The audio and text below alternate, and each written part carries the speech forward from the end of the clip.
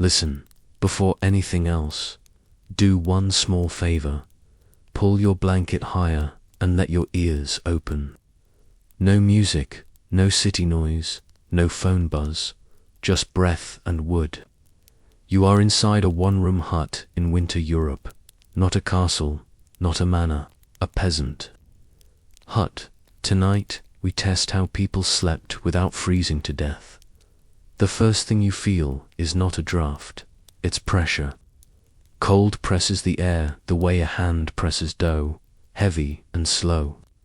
It sneaks through tiny gaps where the wall meets a beam, down through thatch, around the door latch. You pull in a breath. Smoke, wool, oil, wet straw, a hint of dung. This is normal, this is home. The hut isn't big, maybe 15 feet across. Timber frame, wattle and daub. Sticks woven like baskets, then sealed with clay and dung. There is no glass. The window is a slit covered with oiled parchment that lets in grey light on short days and keeps out most wind on long nights. On the roof there's a smoke hole, a black mouth that coughs snowflakes when the wind flips direction. Now look down. The floor is not flat. The center dips like a shallow bowl. Stones ring the dip, rounded, river smooth, the size of melons and skulls. In that bowl sits the fire, not big, not showy, but alive. The hearth is sunken on purpose. Heat isn't wasted. Straight up, it spreads low firth, slides across the floor, and turns the air above your ankles from knife to numb to okay. Those stones, they're heat batteries. They drink warmth while flames are strong and pay it back when the coals turn black. Someone carried those from a river for a reason. They don't explode when shocked by heat. An old woman sits by the hearth. Her hands are knotted like roots, but steady. She draws back ash with a stick, and the bed of embers glows as if embarrassed by the attention. A breath from her, gentle, not a big blow, and the fire brightens, catching on twig, then stick, then split log. Banked heat. This is the first rule. Never let the fire die. Matches don't exist. Spark is a treasure, so you smother coals under ash at night, half sleeping, half counting, and wake them on command. Feel the floor under the rushes. It crunches, not just dirt. A thin layer of ash under the plant mats. It traps tiny pockets of air. That air slows the cold that rises from the earth like damp. Cold moves like water, like gravity, like a patient thief. Air pockets say, wait. Your turn, look up, see the platforms. Planks lashed to beams, a sleeping loft with a rough ladder. Hot air rises. Everyone knows this, even if no one says convection. Those boards have gaps on purpose. Warm air flows through to bodies, piled in straw. Children get the loft. They lose heat fast. Tonight two are already up there, noses muffled in wool caps, mouths open, hair stuck to foreheads.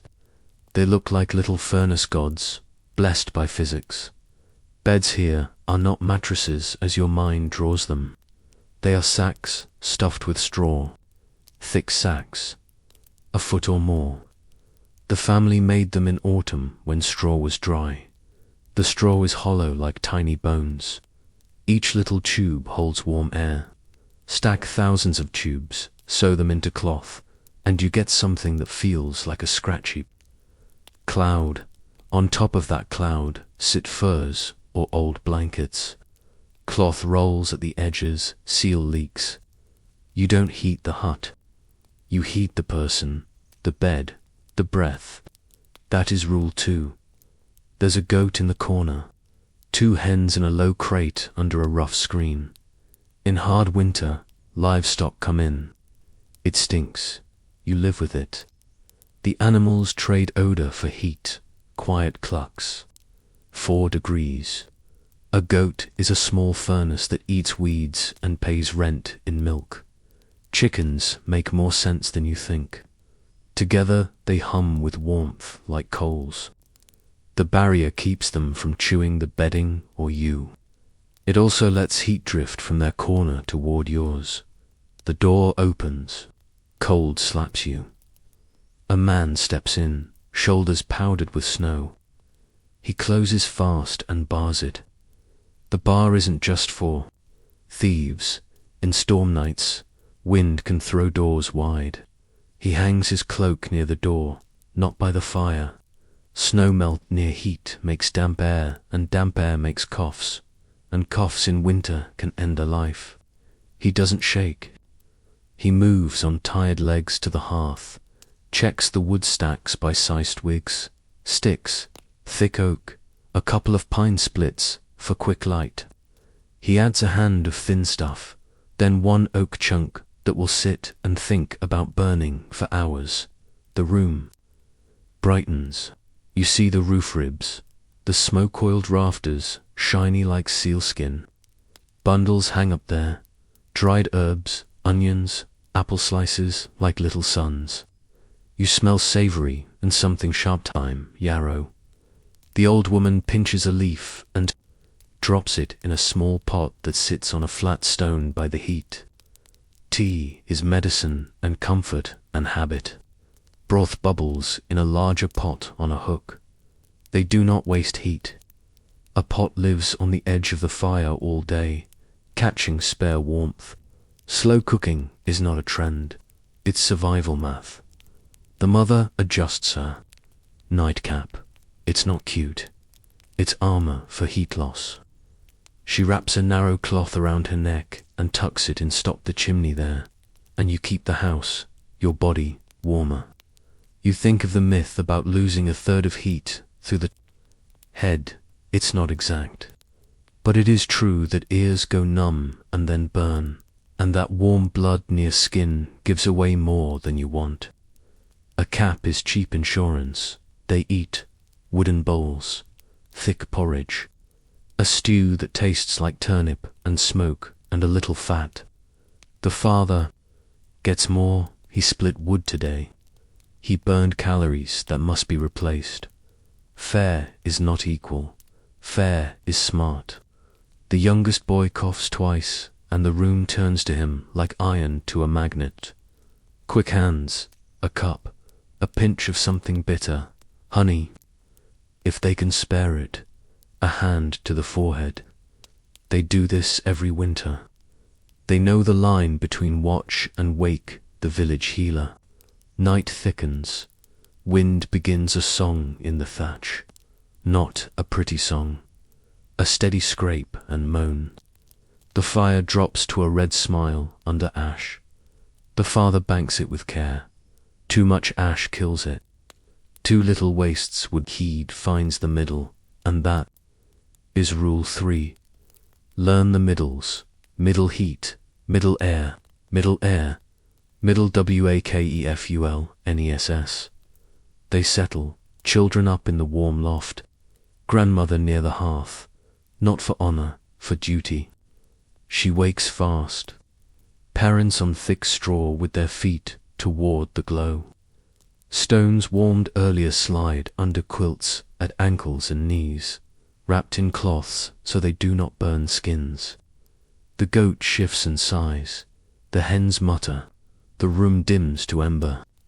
A rushlight whispers. It is a reed dipped in fat, a poor candle with a mean flame, used only for a moment and then pinched out. You think, how do they not freeze? Then you realize, they don't fight the cold the way you would. They arrange the cold. They stack it outside their warm island's beds, hats, breath, belly sawn till dawn. And they sleep, not straight through. But we'll get to that. Asterisk, you wake to the sound of nothing. It's not silence. It's a thin, quiet cut by 3 things. A slow pop from the banked fire, a goat's sigh, and wind exploring the eaves. The cold has weight now. Your nose knows it first. Your breath ghosts out and curls back. The old woman is already up. She moves in the dark like hands know a face. Her palm finds the ash mound and tests it, not with fingers, but with back of fingers, because skin there forgives. Warm, good. She pulls ash away as if uncovering a sleeping child. The heart of the fire glows orange. She adds slivers thin splits. The width of a thumb then waits. No rush. She cups her hands, blows gentle, gives the coals that one thing the night starved them of, fresh air. Flame threads up, licks wood and takes. Oak follows, slow and heavy. The room loosens. You roll, your feet onto the rushes. They're not wet. Yesterday's damp spots have been covered with fresh plaited plants. New rushes mean less smell and cleaner air. The ash under them means your soles don't bite on frozen dirt. Someone thought of that long before you did.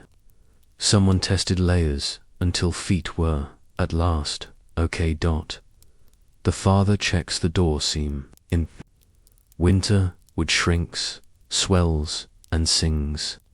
He needs a handful of straws soaked in thin clay and pushes it into a crack. Draft stopped. Little jobs win big fights. He glances up at the loft. 2 kids are a pile of caps and hair and elbows. Warm. Air pools up there like lake water behind a dam. The gap boards let it climb into straw and faces. If you sleep on open planks, you stay warm. If you sleep on a flat sheet that blocks air, you feel oddly cold even near a fire. They learned this the way peasants learn most things. Try, fail. Try again, then teach. Asterisk breakfast isn't fresh or fancy. It is hot. That matters. Hot food warms hands, face, and guts. Porridge from barley and peas. A slice of salted something, shaved thin like an apology. They eat close to the fire, not because they love light, but because every inch away is a tax. The oldest girl earns the warmest spot when she feeds baby brother while mother fixes a cap. Heat is rationed by need. You study the bedding while they move. See the order. This is a system, not a pile. Bottom, the thickest, heaviest layer, the straw sack that will not crush to nothing. On top, a lighter layer with more loft. Sometimes that second layer is a second sack with less packing. The air gap between layers slows, heat loss.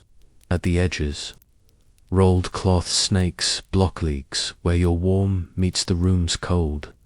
It's the same logic as stopping wind at the door, but tighter, more personal. Asterisk.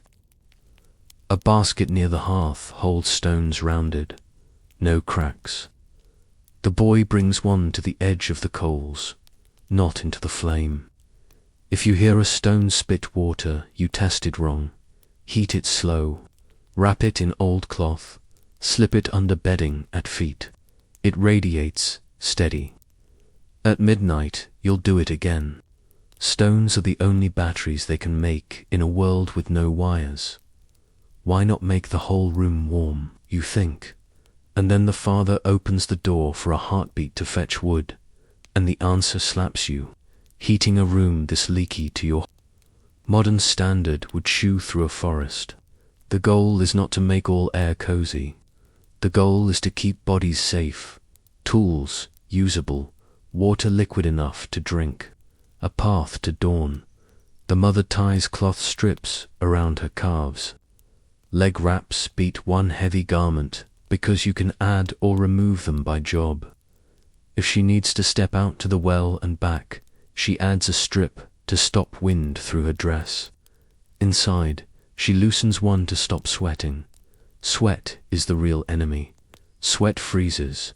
Frozen cloth rubs skin raw. A raw patch in January becomes a story. People tell after someone doesn't wake.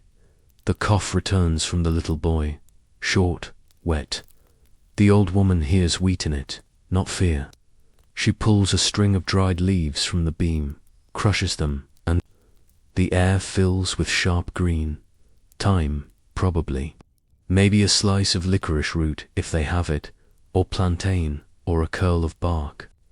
She pours hot water and sets the cup by the child, now propped upright on a pillow sack with less straw, more loft to drain the lungs.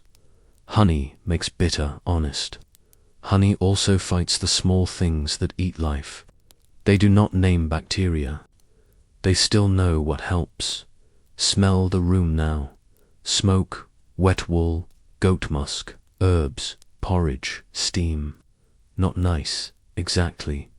True, and inside that truth, comfort. The goat shifts on straw. Its breath fogs in the slant of light from the parchment window. The hens rearrange themselves, clucking. The crate they live in is set near an inside wall, not the outside wall where colder rests, air, and nails go white with rime. The father drags in a stump, not for burning but for sitting and for splitting. He sets a short log on it and drives the axe with a single, economical strike. He listens to the wood speak through the metal. Wet, dry, straight, twisted. Oak for overnight, ash for steady flame, pine for light and quick heat when hands hurt and soup waits. He stacks splits by size and purpose, the way a cook lines up onions and garlic and salt. Fire is cooking, light and life. Wood is the pantry. You watch the smoke. There is no chimney. Smoke goes up through the roof hole, but not all of it. Some smoke lingers, swirls, rubs the beams, and paints them black. It hurts your eyes for a minute. But smoke also dries thatch, keeps insects back, preserves hanging food, and seals wood. In summer, a smoky roof is a brag. In winter, it is a necessary trade, a bit of sting now for fewer pests later. They don't talk about sleep hygiene. They practice it. Beds are fluffed late in the day to trap air right before bodies slide in. Caps go on dry. Stones go in hot. The father checks for new leaks at sunset because wind shifts around then. The old woman lays out a twist of tinder and shavings in case something bad happens and someone must wake a dead hearth with a single spark from iron and stone. Insurance is not a policy. It's a ready pile by your knee. And this is the part your city brain misses. They don't fight night, they shape it. They will sleep twice first, sleep, then awaking, then second sleep. The long dark invites that rhythm. You get about 4 hours, wake easy, tend coals, pee in a pot, drink something. Hot, talk, soft, pray, make, mend, check a child's breath, add a stone to a bed, and then go back under. Why does that matter? Because the coldest time is the hours before dawn. That waking bridges the danger. A tended fire saves wood and lives. A checked child lives to see spring. Isn't this just huddling, you ask? No. Watch their choices stack. Ash under rushes. Sunken hearth, river stones. Loft gaps, bed snakes. Caps, neck wraps, leg bindings. Animal heat, herb steam. Wood by design. Smoke used, not feared. First and second sleep. Huddling is hope. This is engineering. Asterisk dark returns early because winter writes the schedule. Afternoon feels like evening. Evening drops into black with no warning. The father lifts the pothook 1 notch so stew sits in hotter air for the last hour. The old woman warms stones again. The mother checks the youngest's breath and count 12, 13, 14, then nods. The oldest girl spins a little wool with fingers that have done this since she was 5. The spin keeps hands warm and turns time into string.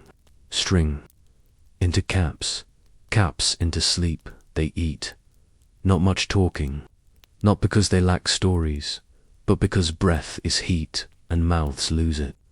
After bowls are scraped with crust and licked by the smallest tongue and rinsed with a splash too precious to waste, they prepare for the first descent. The father banks the fire. He pulls coals to the middle, adds 2 splits of oak crossed so. A slow tunnel of air feeds them. He drifts a quilt of ash over the glowing red with a flat stick. Practiced hands. He has smothered enough fires to know too much, watched enough fires run wild to know too little. He aims for that narrow causeway where, at midnight, one small breath will lift flame like a lid. He places a warm stone at the foot of every bed, spot even his own last. The old woman tucks cloth around each stone as if it were a child. You cannot toss a bare hot rock into straw and fur. You cradle it, place it near, not on, and never forget where. Caps on, neck wraps tied. The youngest child sleeps near the mother's belly, not because of love only, but because 2 bodies make one better furnace, and chests hear chests. The oldest girl stays half-dressed. She will take the first watch with grandmother. The watch is not a warrior thing. The watch is a listener's job. Listen for wind pitch, that means roof danger. For goat shuffle, that means a tangle. For a cough that turns bad. For the tiny sound that says the pot needs to move before boil steals tomorrow's water. The room dims to ember. Wind writes long lines across the roof. The parchment window glows, dull with starlight, then goes black when cloud slides over. Sleep comes fast because everything here is work. Muscles give up. Minds settle. The goat chews and then stops. Hens fold heads under wings. You lie on your straw and feel it, the world in layers. On your skin, air that isn't warm but isn't cruel, because bed snakes keep the warmer air from leaking. Over your head, the cap that stops heat fleeing. Under your feet, stone warmth moving into you like a tide. Above, the loft where a child turns and a tiny puff of warm air drifts down through plank gaps and kisses your cheek. Somewhere beyond the door, trees crack like bones. Somewhere very near. Your breath finds rhythm with a room of other breaths. Hours pass. They pass the old way, thick and deep. Then a small stir and you're back at the surface. The first waking arrives like a hand on a shoulder. No alarm, no clock. The body knows. The oldest girl sits up, eyes clear in one blink. The grandmother is already at the hearth. The old woman's hand, palm down, rides above the ash until it feels the right kind of heat. She draws aside the blanket of ash. The coals smile. She feeds them a stick. She adds a twist of birch bark, and the smell of green winter hits the room. For one clean second, a breath, a second stick, then oak on top. The fire climbs like a careful thief, quiet, and then decides it is king again. The father wakes without a word. He checks the boy's forehead. Cooler. He does not smile big. He does not thank out loud yet. He reaches for a cup, pours hot water warmed by coals, dips a pinch from a string of leaves, a little honey, then wakes the boy just enough for 3 sips. The boy drinks, coughs twice, and sighs into a deeper place. The grandmother moves a stone, slides another in. The old stone, cool now, goes back to the basket near the fire's edge to begin again. Battery swapped. The mother pees in a clay pot and empties it outside, in one cold knife of air, and back in 3 steps. She moves a drying wrap. She flips a cloak. She hangs a damp sock on a peg, because a dry sock tomorrow is nicer than a story. About frostbite, the next week, the father opens the door, small and quick. His face learns the air, north wind, the kind that scours. He shuts the door and bars it.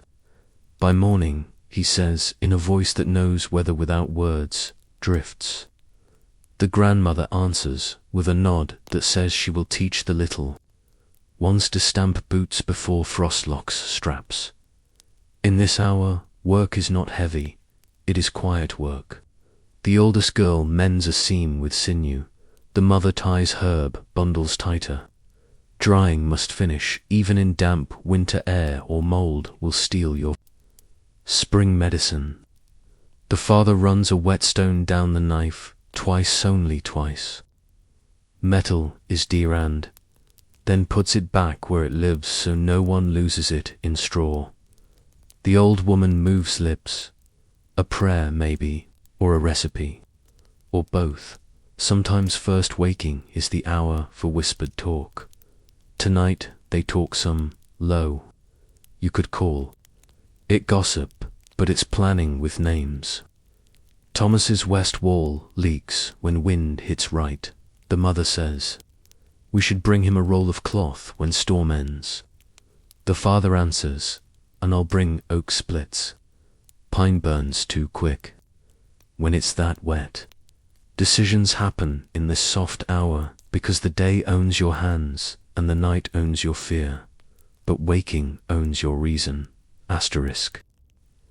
And then this is the thing, you go back to bed. Second sleep drapes itself over the room like a heavier blanket. Breaths deepen.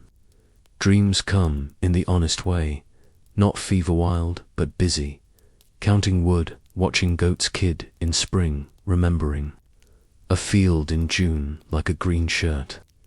Even the wind respects second sleep and lowers its teeth a notch. The fire holds in a slow purr.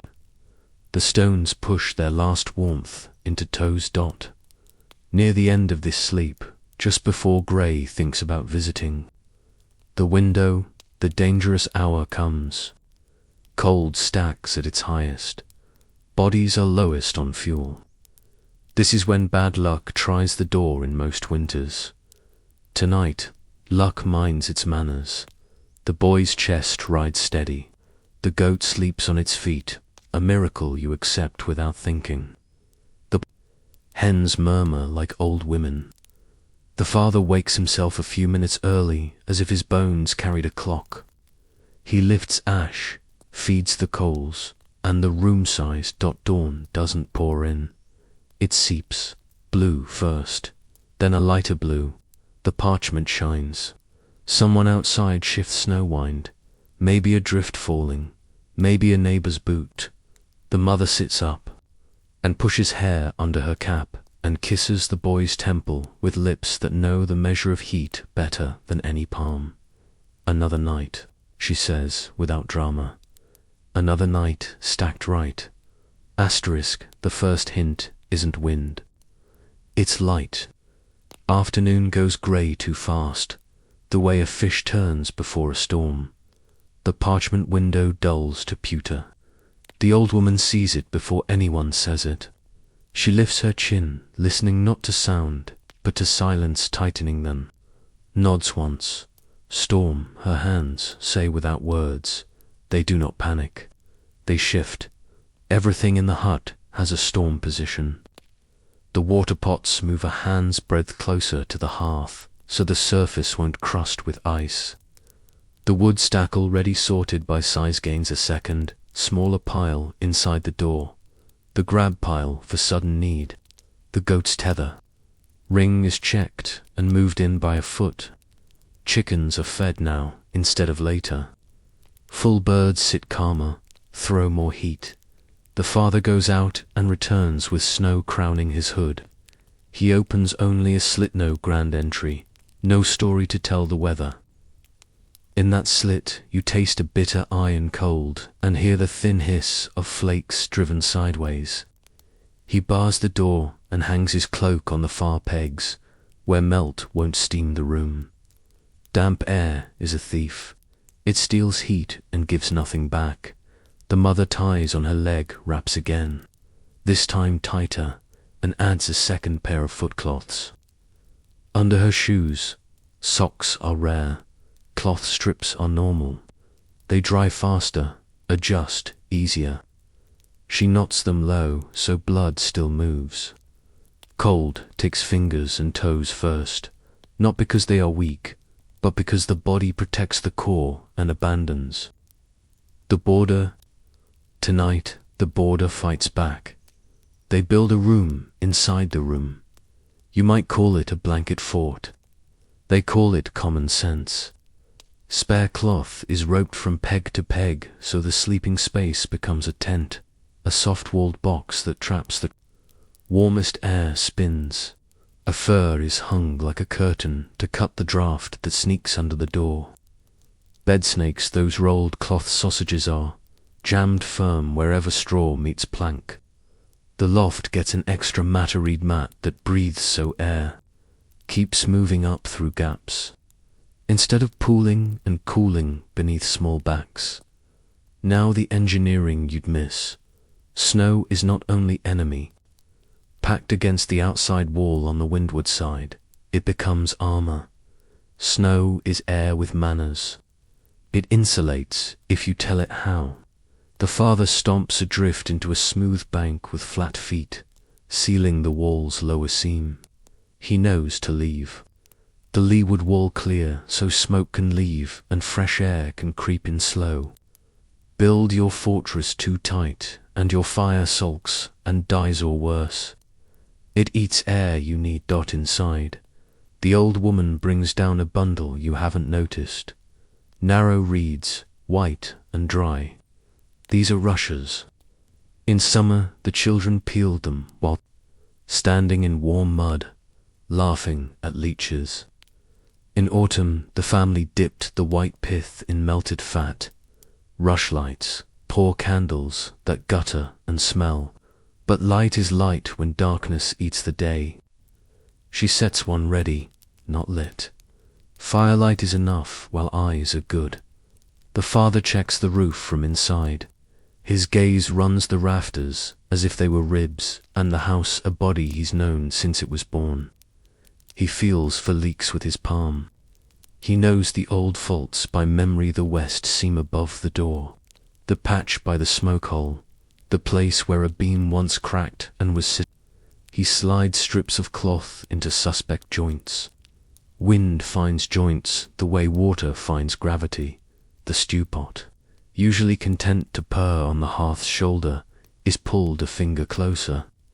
More heat in the belly now means more heat later when you're buried in blankets and the world outside wants you stopped. The mother adds fat to the stew-nut luxury, strategy. Fat burns slow inside you. It feeds the banked fire of your own core, the same way ash protects coals. They eat for tomorrow's cold. In winter, even dinner is a forecast. Listen. The first hard gust lays a hand on the thatch and drags its nails. The parchment shivers. Dust lifts from the rafters like ghosts. The goat ticks its hoof, then settles when the father lays his hand on its neck. He crooks a finger under the tether ring and tests it. People die in storms when simple things fail. Tethers, pegs, latches, lids. Tonight, everything gets a second look. Engineering isn't just clever ideas. It's audits. Children learn by doing because lectures freeze.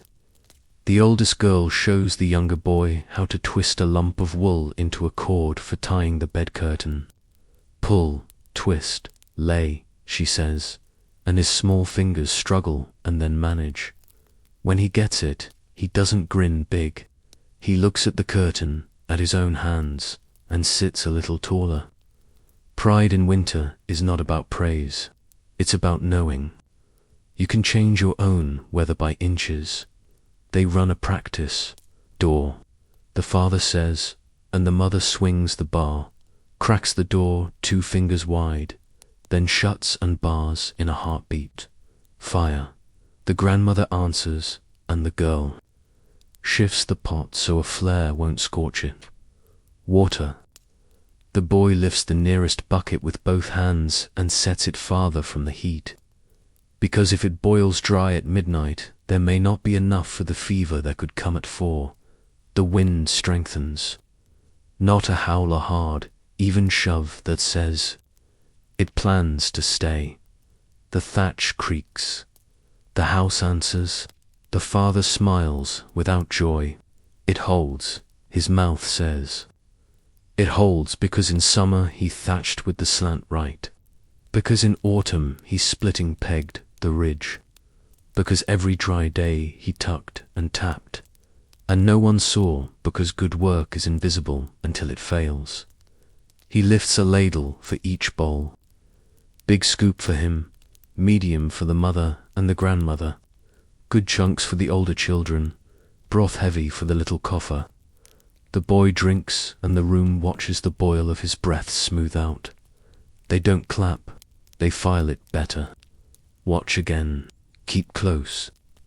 In winter you learn the grammar of breathing like reading a psalm by heart. Asterisk evening shrinks. The room inside the room glows soft, turning faces into coins. Shadows are long, cozy in their threat.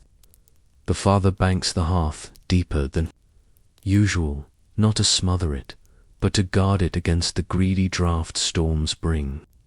He chooses oak and a little birch bark, the one bright thing to make sure. The after midnight wake will have something eager to catch. You lie back and hear the outside building itself up, not against you, but around you. Inside, the hut is a spine and ribs and a stubborn little heart. Every choice snow banked at the wall, cloth hung from pegs, stones warmed and wrapped. Animals brought in, food fattened, water edged closer adds, flesh to that heart. Your modern mind wants a single fix. Their old minds stack small ones until the sum behaves like luck. Now sleep in your canvas of warmth, your low tent of trapped air. Yards away, the storm grinds its teeth. Here, you chew slowly, you bank, you tuck, you wait, you listen. Nothing flashy, everything deliberate. This is how you survive a night that would kill a fool before midnight. Asterisk. Sometime between first sleep and the steepest dark, the cough returns with a rasp that cuts through blankets. It's not loud, it's wrong. The old woman is on her feet before the sound finishes. The mother is next. The father wakes as if tugged by string. The boy's face shines where fever licks, not a blaze, a low coal. The grandmother's fingers find his forehead, then his neck. She does not trust cheeks, cheeks lie. She checks the skin between ribs. With a fingertip pressed through cloth, pulls her hand away and decides. There's no screaming, no flurry. They have a night plan. The grandmother points. The oldest girl slides a stone from the coals and warms it slow on the hearth's shoulder. The mother props the boy upright with a second pillow and one rolled blanket under his shoulders so his lungs don't have to push uphill. The father brings the honey pots more precious, in a fanned, a twist of herbs down from the rafters. Steam matters now. Heat you can breathe.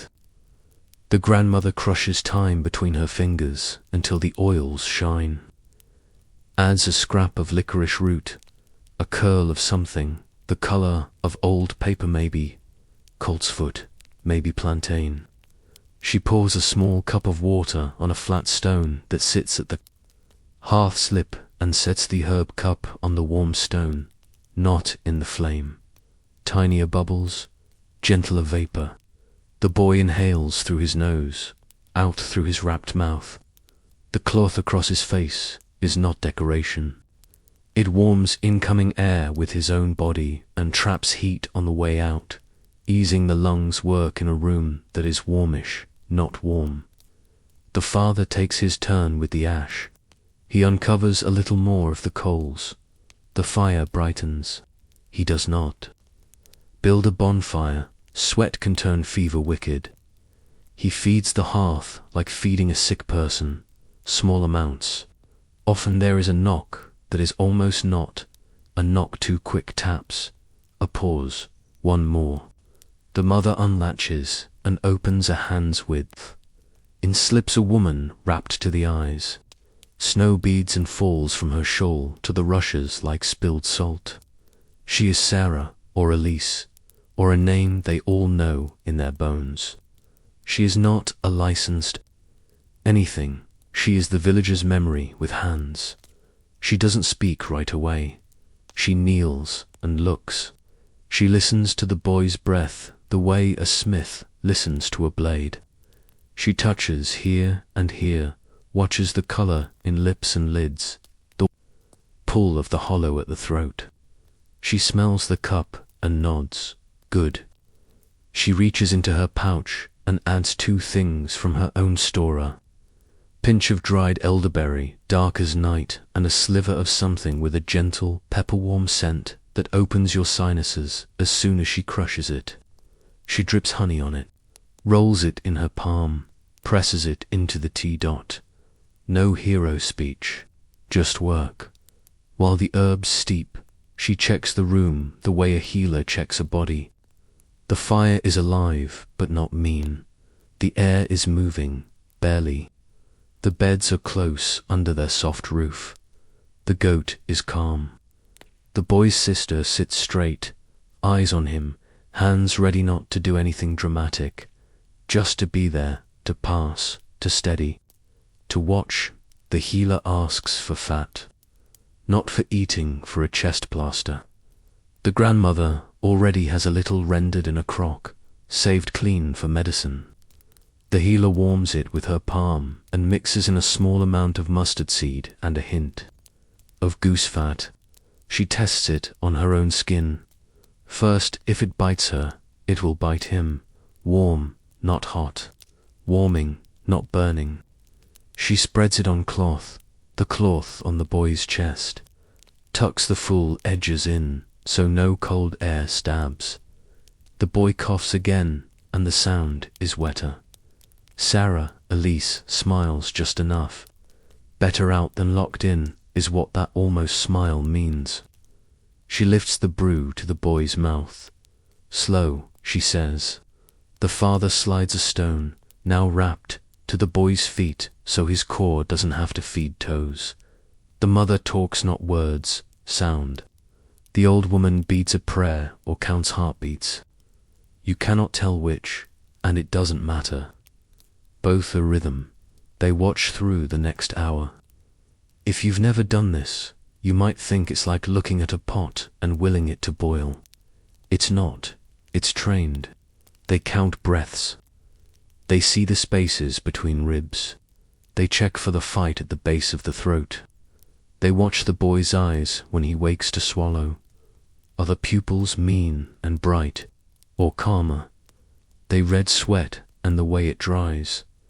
Outside, the storm is busy. You hear it more when you are still. Wind drives snow into the thatch, around the ribs of the house, into every idea you've ever had about warmth. Inside, the people outstubborn it with small, exact acts. The healer leaves as softly as she came. Before she goes, she presses a small packet into the mother's palm-dried leaves, labeled by scent in minds that don't forget. Raspberry for strength if the mother's milk falters.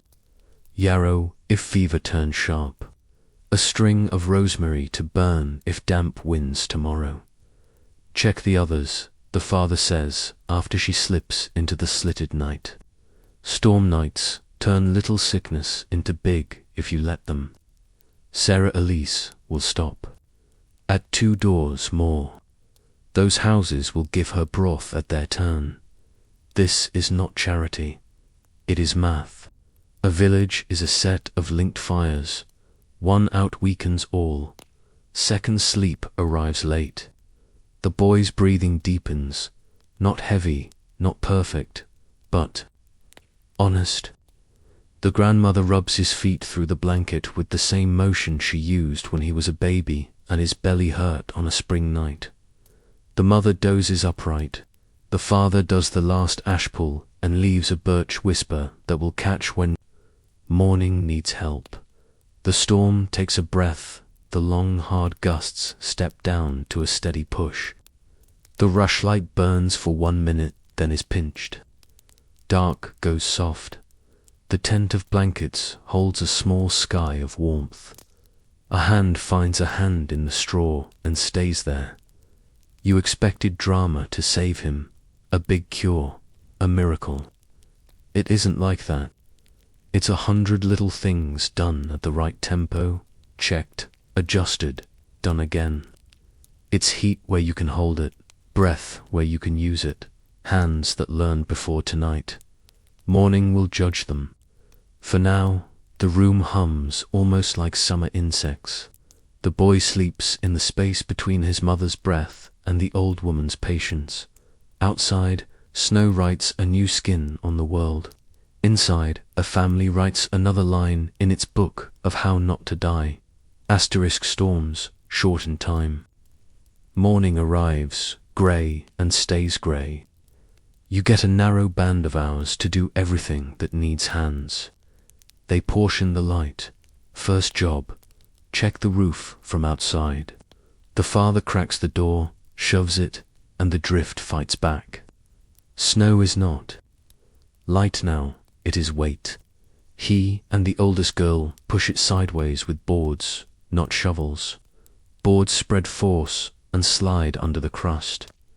They throw the snow down and to the windward side to top the bank that seals the wall. He talks as he works. Always throw to wind, never to leeward. Don't blind your own window. The girl nods and learns. She'll know this by the time she has her own door to fight. The mother keeps the indoor fire at a smarter burn brisk. When people come in wet, low when they go out. She adds a tiny stick of resinous pine now and then to cheer everyone with bright flame, not heat. Because people's heads need flame as much as their bones need warmth. The boy wakes with eyes less glassy. He asks for water. This is a victory. That tastes like nothing and everything. The grandmother lets him sip, counts to 10, lets him sip again. Drink too much too fast, and the belly fights when the lungs need quiet. She moves the chest cloth and checks the skin underneath. No angry red. Good. She lays a fresh warming cloth with less spice. Healing means shifting down, day jobs, stack, spin, mend, sharpen, sort. Spinning warms fingers and turns scraps into something. The oldest girl draws wool and turns it into a twist that could become a cap or a sling or a cord.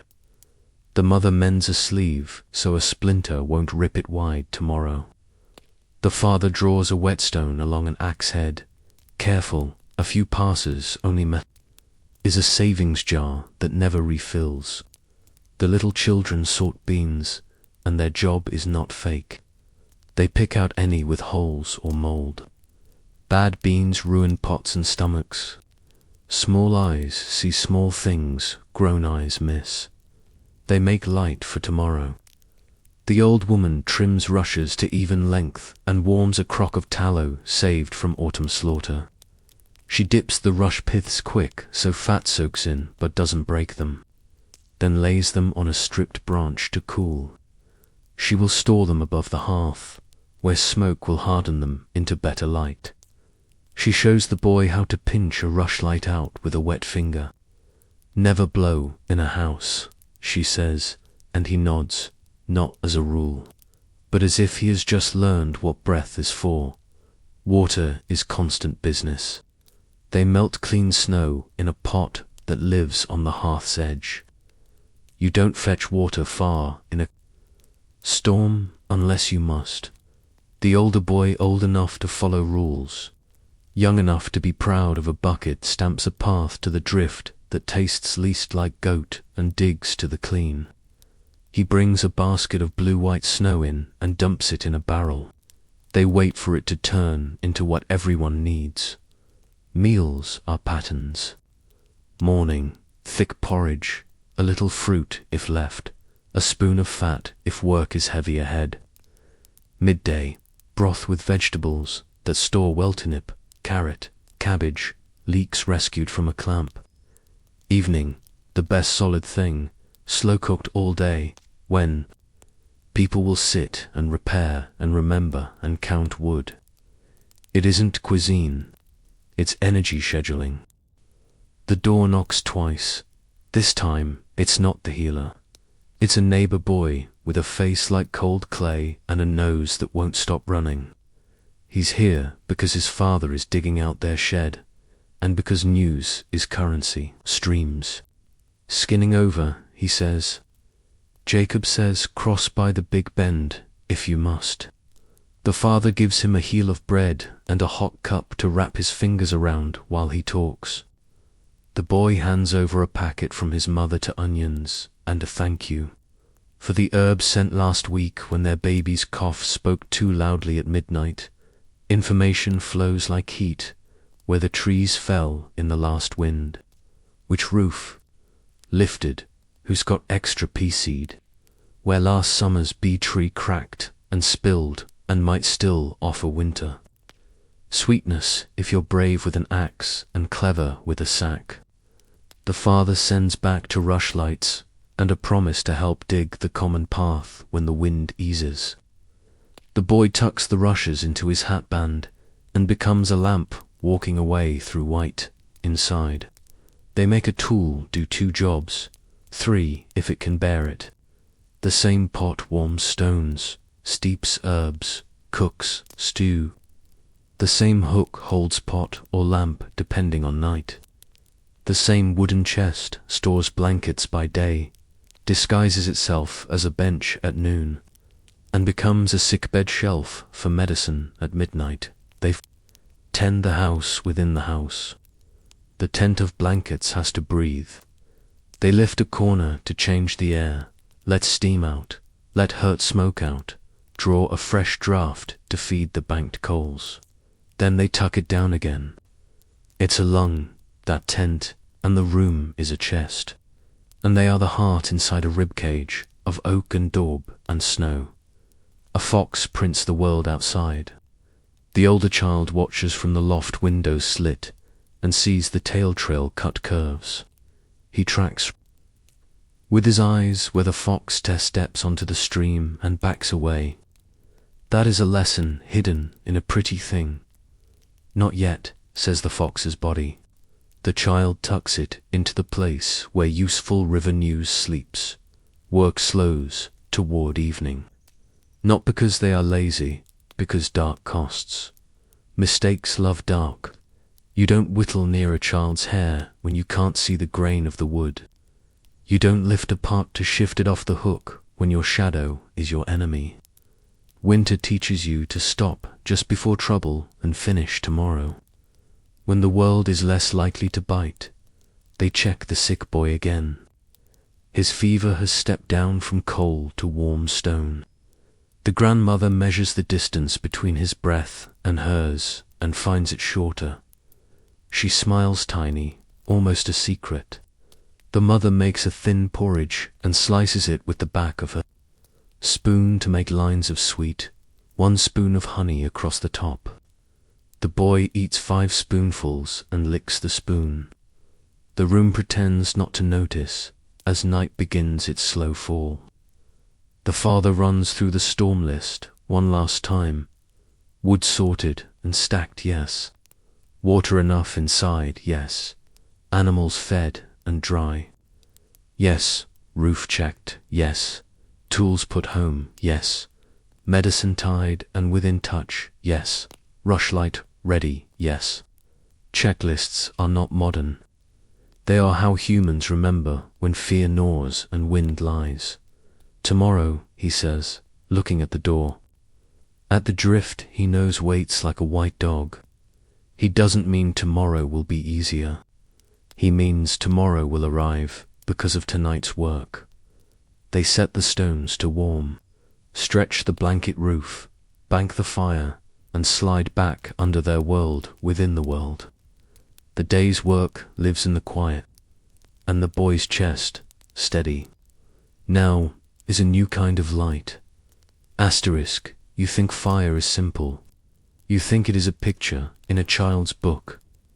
Orange triangle, yellow center, smoke up. The people in this hut know fire like you know your own face in a mirror you've used since childhood. They read it, they speak to it. They obey it and deny it in turns. Start with fuel. Wood isn't wood. It is a cabinet of characters. Oak is a stubborn friend. It burns slow, hot, and low, like a promise kept. It makes coals that last through. Furs sleep if you bank them right. It sulks if you beg it to light in a hurry. You do not ask oak to be something it isn't. You give it kindling and time, and it will hold the night for you. Birch is eager. Its bark holds oil you can smell even cold. A twist of birch lights fast and sings while it goes. It is a letter opener in the post of winter. Quick, sharp, not meant to carry the whole story. Birch wakes oak. Birch cheers children. Birch gives you courage when the room thinks too hard about the dark. Ash is honest. It will burn even when not fully seasoned. Ash green, ash brown, they say things like that without poetry, as instructions. It burns steady and makes a crumbly bed that is generous to coals. A family without much wood loves ash for its lack of drama. Pine is flash. Resin cracks and shouts. It throws sparks like a drunk at a wedding. Good for light, good for lifting. Smoke when damp air hugs the floor too close. Bad for leaving overnight. Worse for a thatch roof if you forget the lid. Respect pine's show and keep a lid near. Willow is a liar unless it has had a long summer. It smokes, it whines, it dies. Save it for spring baskets. Alder, poplar, linden, each with a job. None good at being oak. Peat, maybe where land is right. But peat belongs to place and permission. Charcoal, that's summer work in a pit and winter's gift for the smith. Less for the hearth, now sighs. A good fire speaks all sizes at once. A fist of slivers to catch, a handful of finger-thick sticks to bridge, and the wrist-thick that will become a bed, bigger than wrist. That's not a log, that's a promise for next week. With 2 big sucks heat, sits there and demands you. Stoke what was already busy being enough. They stacked by use, not by looks. Cook wood in one place, fast, bright, responsive. Keep wood in another dense, slow, stubborn. Mend wood spits and coils that fill awkward gaps in the bank. Even ash the powder has a purpose. It is blanket for coals and polish for pots and ice melt for steps when sand is gone. Air is fuel too. The hearth is sunken because heat is a liquid that likes to spread along the ground before it climbs. When you set your fire low, you warm. The floor, the rushes, the straw mattress bottoms, the goat's knees. Put your fire up high on a raised stone and you cook your ceiling and freeze your toes. They know this, not from a book, but from nights cut into backs and mornings that told truth. Fire management is not more, it is cadence. In the morning, a live flame to push back the thin ice inside bowls. Midday, a low beast that keeps a pot mumbling and leaves hands free. Evening, a warmer surge to cook and mend souls that walked in the weather. After dusk, the ash quilt tucked just so. Midnight, the breath that turns an ember back into a voice. Before dawn, the coaxing, not bragging, build that will carry breakfast. Watch the father tend. He never throws wood. He sets it like a mason sets a brick. Here, diagonal to that. This small, under that big. Leave a mouth for air. He can read wind. With an ear, north wind licks one way, south another. He tilts sticks so the fire drinks from the right side and doesn't snatch smoke into the room. Chimneys are rare here. Smoke holes and patience are what you get. You expect bellows. There is one homemade, cracked, hissing, but most of the time a cupped hand and a human lung do better. They don't blow hard. Hard scatters coals and makes ash fly where it shouldn't. They breathe into the fire like they breathe into a baby's face clothes, warm, persuasive. Ash isn't waste. It is tool. They sift it with fingers. Coarse ash goes under the rushes to dry the floor. Fine ash becomes lye with water, and lye makes soap when mixed with fat and other winter miracle when hands get black with work. A handful of ash on a greasy pot, a mugful down the latrine pit. A pinch on a cut of meat to dry its surface before smoke. This is chemistry with no numbers. Only outcomes well remembered. If the worst happens, if spark finds, thatch, the answer isn't panic. The answer is a wet broom, a blanket, and a shout that means neighbors. But they don't let it happen because their rules are bone deep. No pine flare under a dry roof. No sparks when capes hang near. No big stokes when the room tent is low. And no child tends fire alone until child can recite the ash grammar like a song, asterisk. They carry fire, too, not in hands in time. When they visit a neighbor on a dangerous night, they bring a coal in a clay cup cradled in ash, lid hinged with a bent nail. Fire travels like a secret and arrives alive. On wet mornings when all the world seems drowned, and even birch sulks, someone's banked ember saves 3 households an hour of pain. Tools matter. An iron trammel hangs over the hearth, an adjustable hook with notches. Pot up for simmer, down for boil. That iron is wealth in a room with nothing shiny. Fire dogs, 2 low stones, hold a stick just high enough for air to gossip under. A flat stone at the lip of the hearth is workbench, teapot, warming shelf, child seat, herb dryer, poultice heater, and play stage. Multifunction is not a fad. It's survival when one rock does 6 jobs or takes up floor space for nothing. Even the soot has a job. Smoke paints the rafters until they shine like sealskin.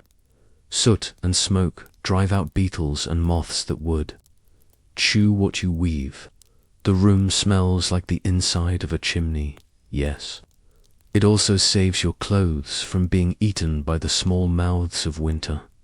Wood is long memory. The straight-grained oak that burns tonight was cut last winter and stacked under eaves all summer on poles so ground damp wouldn't crawl up. The birch strips sitting in a willow basket dry by the hearth are this week's gift, and they will be used before the week ends because resin goes out of them if you wait too long. The father keeps a quiet count in his head. Piles left, nights. Likely he notices.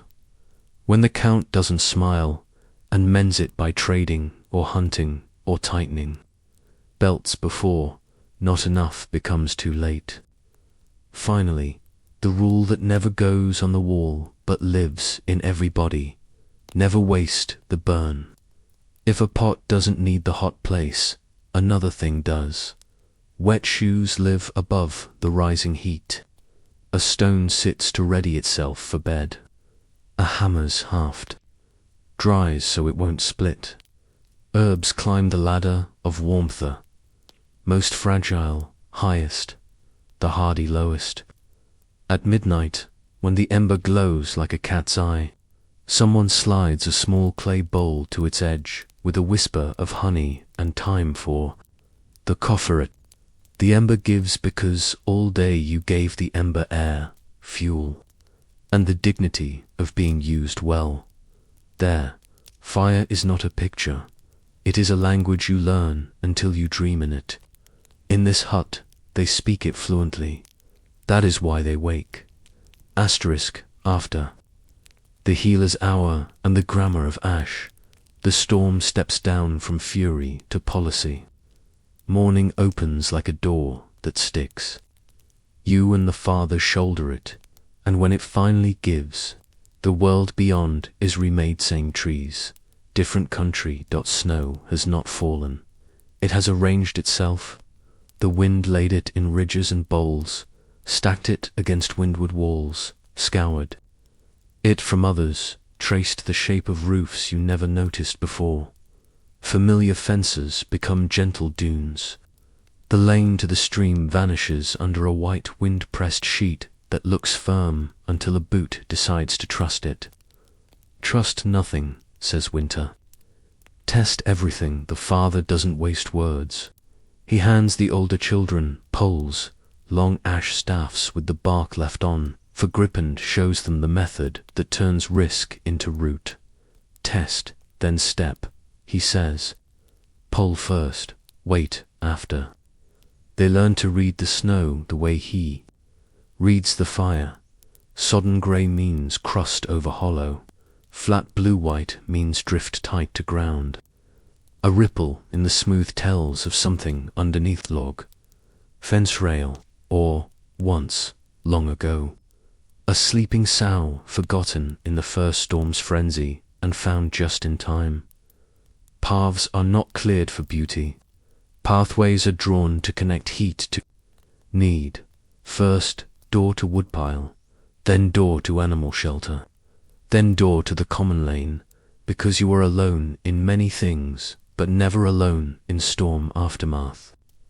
Finally, if light will let you, a cut to the root clamther, shallow pit banked with straw and soil, where turnips and carrots and lascients, cabbages sleep through the dark months like dragons over hoards. Snow removal has rules. You throw down wind to build the windbreak's shoulder. You carve the path narrow as a man's shoulders, not wagon wide, because the air inside a narrow pass warms and softens its walls just enough to hold their shape. You keep the bottom rough, never polished, so boots bite. You tamp edges with the flat of the shovel or the face of a board so the path doesn't cave at the first. Noon thaw, roof work waits for the sun to change the sound of snow. Morning's drift speaks with a dull, heavy voice under the tap of a pole. By mid-morning, a thin thaw at the skin of the drift turns the knock to a hollow thud.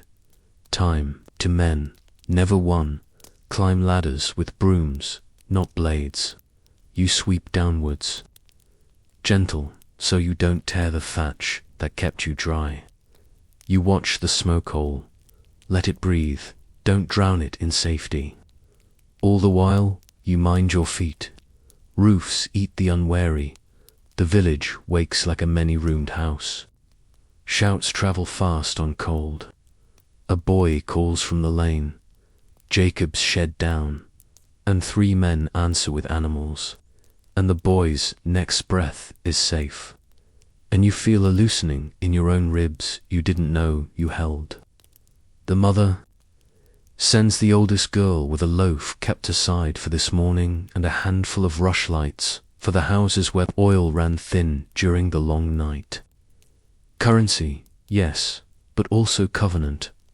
Inside, the grandmother directs a different kind of clearing. The house within the house, that blanket tent over the sleeping. Space comes down for an hour to let the rafters shed their fine frost and to shake out the stale breath that even fresh air cannot carry when a storm claps both hands over the roof.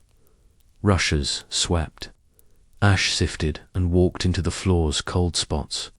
The goat's straw raked and turned, damp down, dry up. Chickens given, new litter, a fist of grain, and a lecture they don't need about not flying into the stew. The sick boy sits up, like a sapling turned towards sun. Fever's shine is gone from his eyes, but winter has taken a spoonful of his strength. You can see the space where it lived. He is angry at that theft in the honest way of children.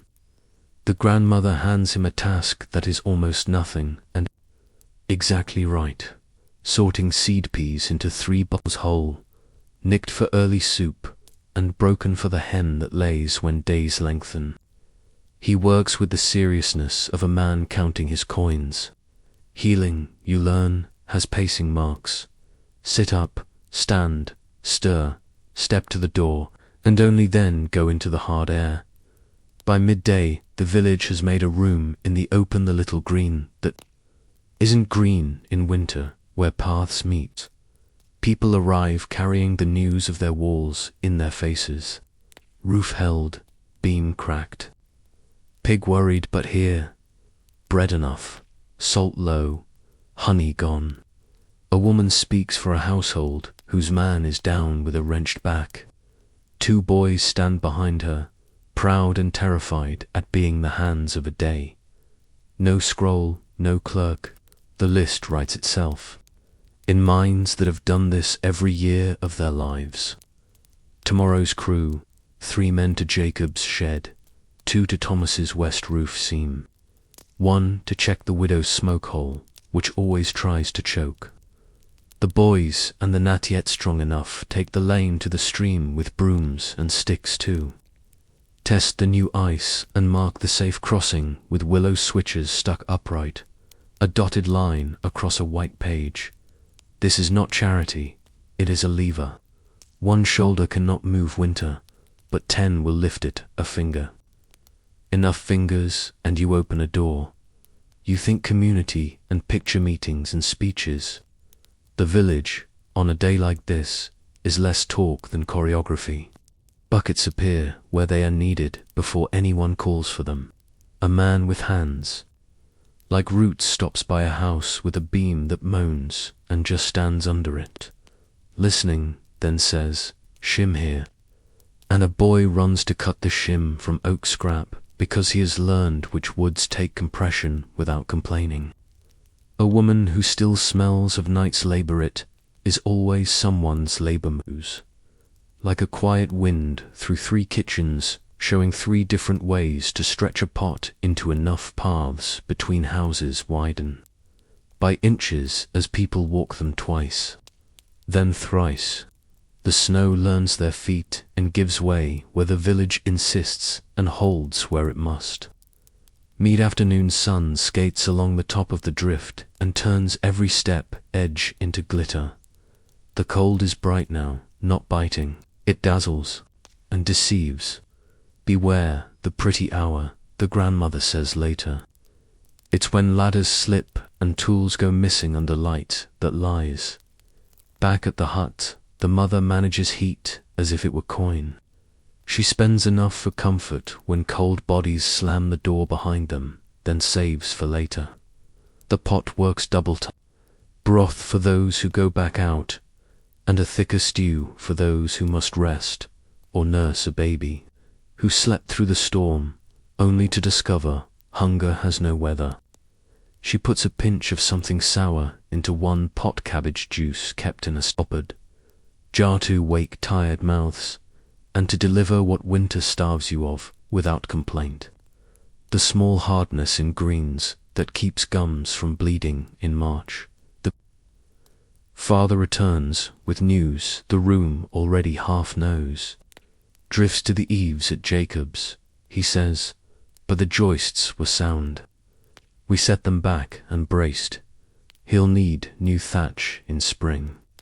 The old woman nods. She already has the spring. Work ordered in an invisible ledger pinned to the inside of her skull. Rethatch Jacob. Trade for help with flax pulling. Ask Sarah about seed onions. Last year's ran small. Late light goes grey again. Paths are stable now. Edges crisped by a day's worth of steps. The door can open without an argument. A lad from 3 houses over brings a message under his cap. The ice is safe at the bend, but ridged and mean by the willow. The father stamps the snow off the boy's boots, sets them by the warm wall, and hands him a wooden cup whose heat tells him he is in the right place. If you could stand above the village in this hour, you'd see the pattern winter insists on and wisdom obeys. Narrow white corridors between low dark roofs, tiny fires beating in small hearts, people moving along lines that connect labor to safety, to hunger, to relief. You would also see the trick, impossible to learn without living it, 1,000 small motions, none heroic, all essential. No single act keeps a family from freezing. A quilt of acts, the phrase, is too neat for the work, but close is what holds. Night will come again. Night always does. But paths are drawn now, and will hold their shape through 3 more storms, if need be. The house knows it is not alone. The village is the larger hearth. The lanes, its heat spreading sideways. You come inside. The boy sleeps, with a mouth that is no longer a furnace door, but a rosebud, as grandmothers say in every century when they allow themselves poetry. The father hangs his cloak on the far peg again, and the drip from the hem is clear and sure. The mother ladles stew, and you hear the sound that means today was won. Spoons against wood, not teeth chattering. Winter has not yielded. It has accepted, grudgingly, your right to exist. Paths prove it. Asterisk, you think the storm was the worst. The old woman will tell you different without scolding. The worst, she says, drawing the blanket roof a finger lower, is the night after the storm, when the sky is so clear the stars see your bones. Clouds are wool. When they go, the heat you begged into the room slips away into a sky that looks harmless and is not. Cold like this is a sculptor. It sharpens sounds. The tick of a cooling pot becomes a bell. A straw squeak under a shifting shoulder might be a mouse or a crack in reality. Breath becomes visible thought. People become candles' flame that must be guarded from draughts, wick that must be trimmed, wax that must not be wasted. They do not fight this night with excess. They fight it with precision. Sleeping becomes an art heavier than the day's labor. The lofts, usually the warm domain of children, host everyone who can safely climb. Warm air pools under the roof like cream rising in a pail. Getting to it is effort. Staying in it is survival. The grandmother takes a place at the top of the ladder so she can be first awake if the fire sulks or the little one stirs wrong. The father insists on ground sleep near the hearth to tend. He is not being noble, he is being correct. The person who reads with sleeps with would. Layering changes for such cold. Wool beneath linen now, not the other way around, because wool wants skin to do its fiber magic best. Nightcaps are tied under chins. Neckcloths are doubled, not tight to steal breath, but snug to hold it. Hands are wrapped, thumbs free. Feet sleep in dry footcloths, warmed by stones, not in damp socks that lied about their dryness. The little ones go into bed in pairs, the smallest in the curve of an older sibling's belly, 2 spoons in one drawer. The bed itself is an engine. Straw is fluffed to full loft, not patted smooth. A warm stone wrapped in thick cloth goes to the foot, another near the knees. Furs on top, not under fur, is roof, not floor. Under the straw mattress lies the ash-breathing layer you met on the first night, dry as a promise and twice as useful. It keeps the sleeping cold of the floor from drinking heat through the planks. Rolled cloth snakes sealed the edges where air might leak.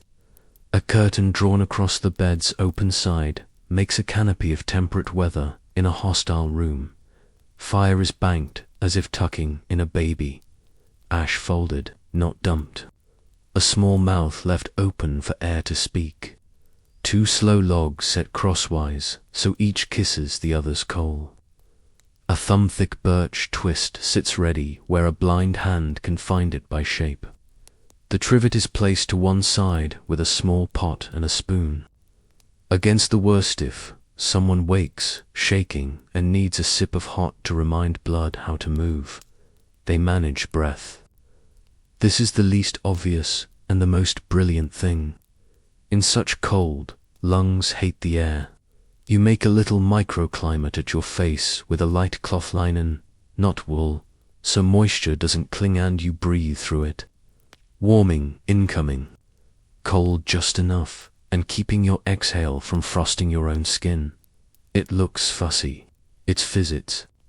Anyone who has camped in February without a balaclava has reinvented this, poorly. They manage sound. Voices are soft. The fire speaks loud when it's angry and whispers when it's pleased. Tonight, you want it pleased. The grandmother listens. To the rafters, wood talks when it is cold like this.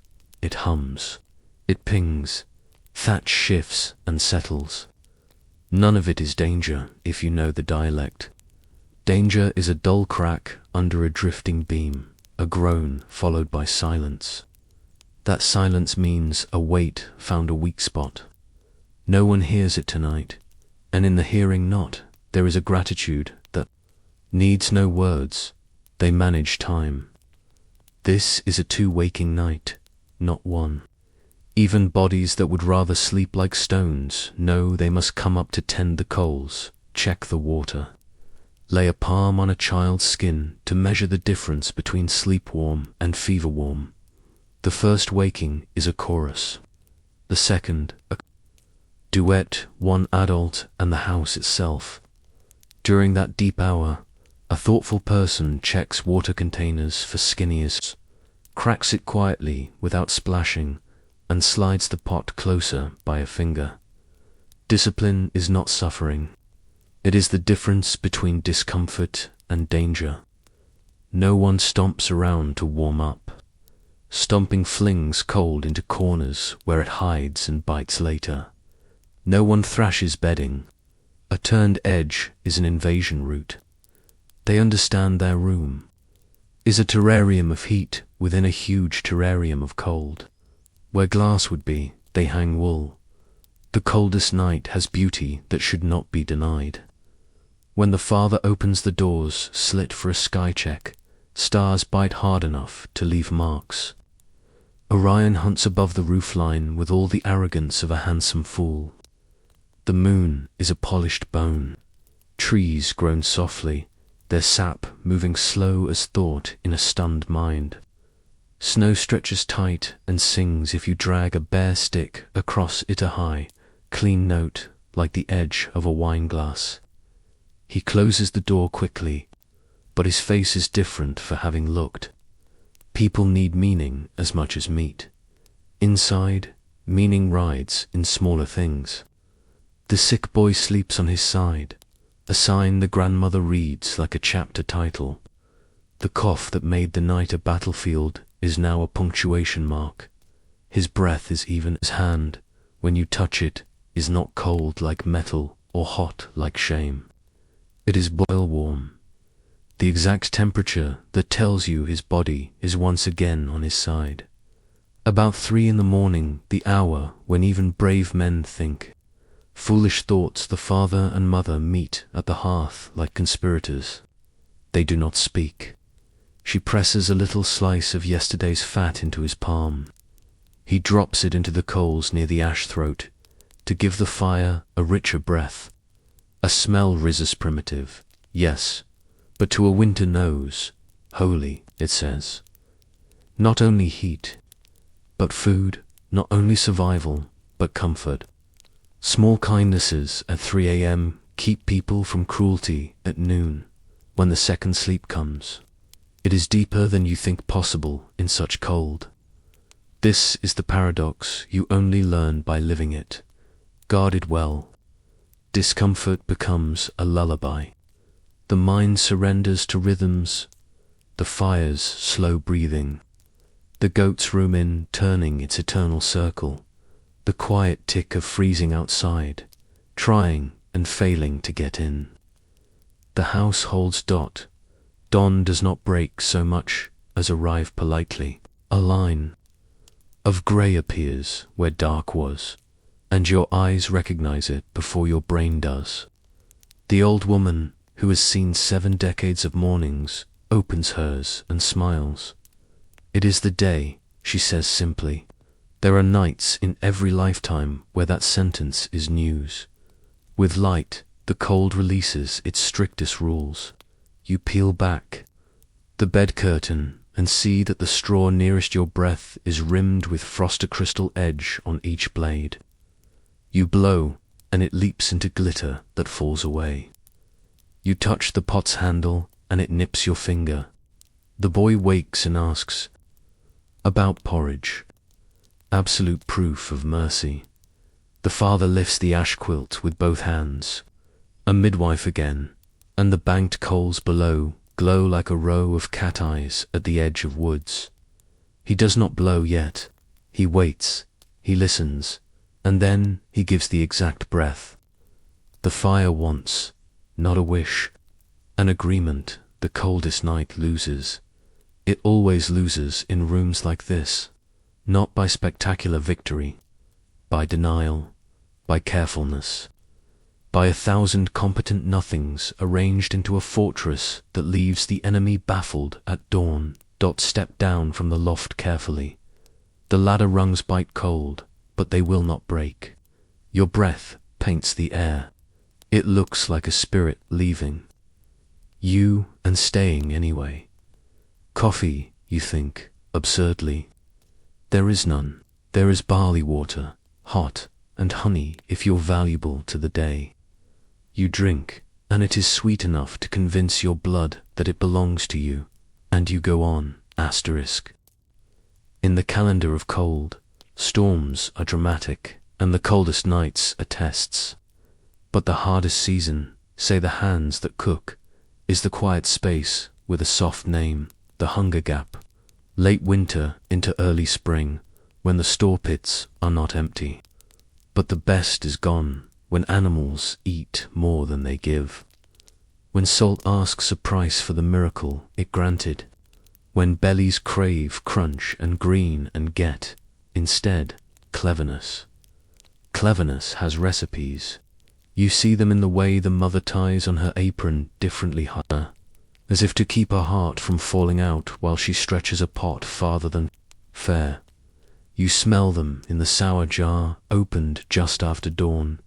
Saved cabbage brine, a pet acid kept alive across months to keep winter's food from being only brown and soft. A spoonful in the midday stew persuades tongues that they are not prisoners.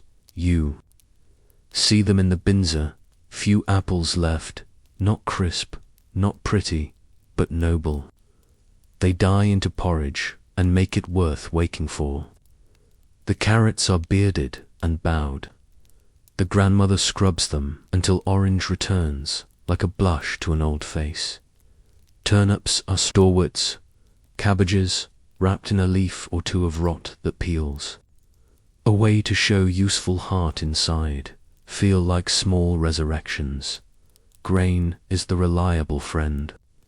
Oats, barley, rye, wheat if you are fortunate beyond your station. The porridge pot is surgeon, nurse, priest. In the morning, it builds bone. At noon, it carries herbs or scraps of meat like a fairy carries kings and commoners in the same boat. Without ceremony.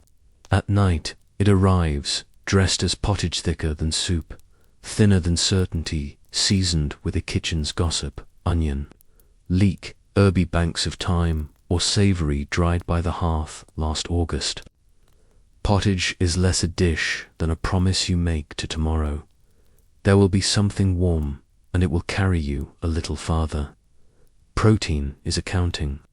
Beans and peas, dried last autumn when vines were still green and hopeful, lend their solidity. to pots that would otherwise be only hot water with ambitions. Meat exists as seasoning, not statements, more fat-streaked bits from near the bone. A few curls of smoked something, maybe a rind turned into flavor by coaxing.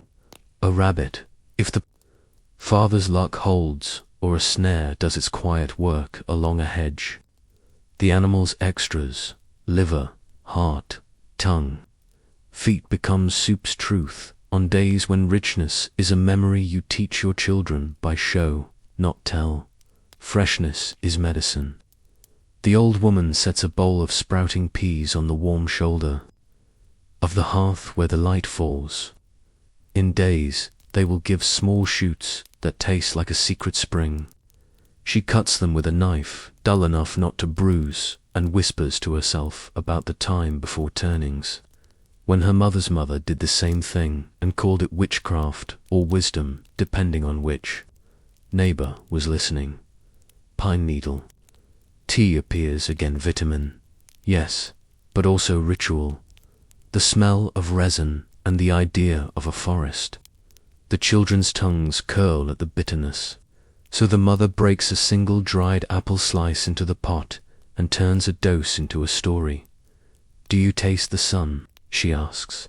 And they nod, partly because they do, partly to please the person who bends the world so their bellies do not chew their hearts. Salt becomes an arithmetic of kindness. You cannot eat the pig fresh in winter. You cut, cure, hang, hope. The salty cuts are treasures and taxes. They preserve you and demand water you don't have, and thirst that eats your sleep. The mother slices thin, thinner than you think possible, with a knife that has not seen a whetstone in a week. She scalds the slices in a quick boil to lose some edge and throws the water to the yard, where the frost will keep dogs honest. Bread changes. The great oven is a community beast. Firing it takes wood you'd rather not spend. Baking becomes a weekly rite up and down the lane, not a daily rite. Loaves are dense, proud, and stingy with failure. Children get crusts to gnaw, not slices to squander. The mother sweeps a handful of bran into dough to stretch it, and no one complains about scratchiness. Tongues can be taught. Fat is currency. That jar of tallow that seemed eternal in November is a lakebed now. The grandmother dips a fingertip, does the math of shallow and weeks, and decides to enrich tonight's pot by less than a spoon. We can afford warmth, she says, not luxury. The sentence becomes a proverb for the whole house. Hunger is not only belly, it is hand hunger for work that is not repair, mind hunger for colors outside, grey, brown smoke, mouth hunger. For crunch, the adults answer with tasks that produce difference. The father splits a straight-grained log into billets, and then feathers the end of each into shavings with a practiced wrist. The curl pile looks like summer hair. He teaches a son to make a spoon from a crook of wood where a branch once began, and they argue happily about bowl depth and how a lip should pour. The mother and oldest girl bring out a basket of last year's dried nettles, crushed to green powder. They stir it into dough, not for taste, though there is some taste. Like the idea of a meadow butt for the way it turns bread a pale spring color. The children sit up when they see it. Color on a plate is not frivolity in February. It is proof that the world has more chapters. Sometimes a neighbor arrives with a gift that embarrasses you in the right way. A small crock of sauerkraut, fiercely sour, the last of theirs. To be shared because your child's cough sounded wrong at midnight, and sharp food wakes lungs. You give back a wedge of cheese you'd been pretending was not there, because you have a goat and they do not, and the ledger between houses must balance like a roof beam. Hunger sharpens stories. Evening tales turn practical. How grandmother's father stretched oats in the year the late frost killed the barley. How the miller lost a sack into the hands of a widow with 3 hungry mouths and a face that refused to ask. The children learn what theft, gift, and grace look like when no one has a legal word for any of them. And yes, hunger, phrase, tempers. The room gets small. The same faces, the same tasks, the same stew. The old woman has a cure that costs nothing. And everything, send the short-tempered one to stack wood by size fingers, wrists, forearms until the body is tired. The eyes are soothed by order, and the breath remembers how to be a river instead of a drum. A neat woodpile is a prayer answered in advance. The sick boy, improving, drifts into the rhythm of small work. He winds yarn into balls and unknots string no one else has patience for. He goes to the door and back with a pail of snow, then 2, then 4, building his winter legs a step at a time. Recovery in the hunger gap is a kind of wealth. Every day his cheeks color a little more is a deposit that earns interest in June.U. Modern and fed by machines might look at these meals and call them meager. You would be wrong twice. First, the food is honest. It is what the land can be persuaded to give with hands and years. Second, the table is a ledger of choices made months ago when heat was easy and labor was long. Every spoonful now is a message from July or September. You carried, you stored, you dried, you salted, you cared. And when at last a sprig of something truly green appears wild, sorrel by a south wall or chives knifing up through thawed earth, it will taste like treasure and medicine, and the end of a sentence you thought would never stop. The family will not gorge. They will cut 3 leaves into a pot and their tongues will say, "Spring is on the road." The hunger gap ends not with a feast, but with the first bowl that crunches. Until then, cleverness, courtesy, porridge, and the acid that keeps a soul awake. When the world is soft and brown, you picture spring as trumpets and banners. Here it begins with a soft, rude sound, drip. Thaw is not a day. It is a verb that goes on for weeks, then stops, then starts again with spite. The snow sags, then slumps, then pretends to rally, and boots that had learned to squeak on powder now learn to suck at mud. The first job is to make the house remember water. Frozen months taught beams and walls one story. Thor writes a different 1. The father walks the perimeter with a stick, poking where snow has melted away from the foundation. He looks for tunnels worn by meltwater that want to carry dirt with them. He tamps and builds little dikes of straw and earth to move the trickles where they will help, not harm.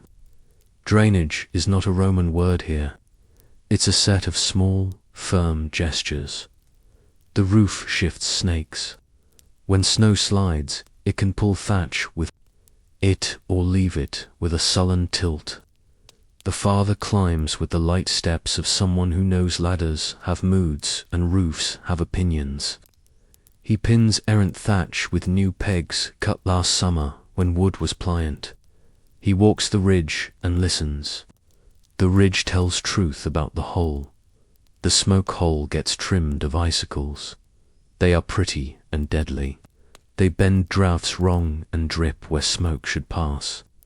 The mother saves one in a bucket because children deserve wonder, even when it leaks. They hold it and scream at the cold and watch the trapped air waver in the clear spear. And then it is gone and they are damp and triumphant. Inside, thaw equals damp, and damp is danger if you dismiss it. The grandmother flips mattresses. Straw that has been on the bottom since November sees air for the first time. Dampness rises in winter, then hides. The smell is sour and not terrible, just true. She picks through the filling with quick hands, discarding clots, fluffing what can be saved, adding clean straw from a dry store that looked like extravagance in December and is now necessity dressed as foresight. Asterisk. The bed curtains are taken down on a warm midday and hung outside to drink sun and wind. Privacy gives way to health. The tented sleeping space collapses to let the room breathe big. Smoke, which was a friend in frost protector of wool, thief of bugs, becomes a scold in damp. You see the compromise. A smaller evening fire and more door cracks at intervals. A rhythm of air that speaks to languages at once. The goat returns to the shed on most days. The hut breathes easier for it tanned, comes in only on the mean nights. Her milk fattens a little as grass thinks about being real again. Chickens, drunk on sun, find old scratching places and argue with thawed worms. They will lay in earnest when daylight wins. Until then, an egg now and then, as precious as a coin in a pocket you forgot was yours. Thaw changes sleep more than you'd think.